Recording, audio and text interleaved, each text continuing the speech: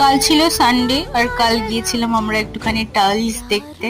কুন্তলের বাড়িতে টাইলস লাগানো হবে, তো আমাকে বলল চল গিয়ে পছন্দ করবি। আমার তো এটা বিশাল ভালো লেগেছিল।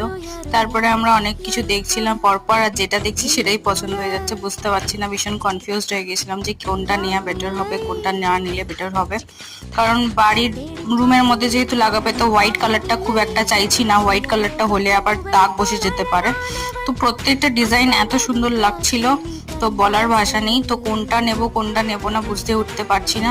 তো এখান থেকে আমরা কনফিউজড হয়ে বেরিয়ে চলে এলাম।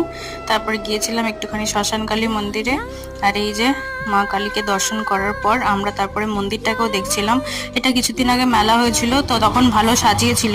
এখন অন্ধকারে অতটা খাস বোঝা যাচ্ছে না, কারণ কাজ পুরো কমপ্লিট হয়নি। তারপরে আমরা ভালো মতো রবিবারের একদম ভিড় ঠেলে চলে গিয়েছিলাম একটুখানি বাদাম শেক খেয়ে মাথা ঠান্ডা করতে। চলো বাই।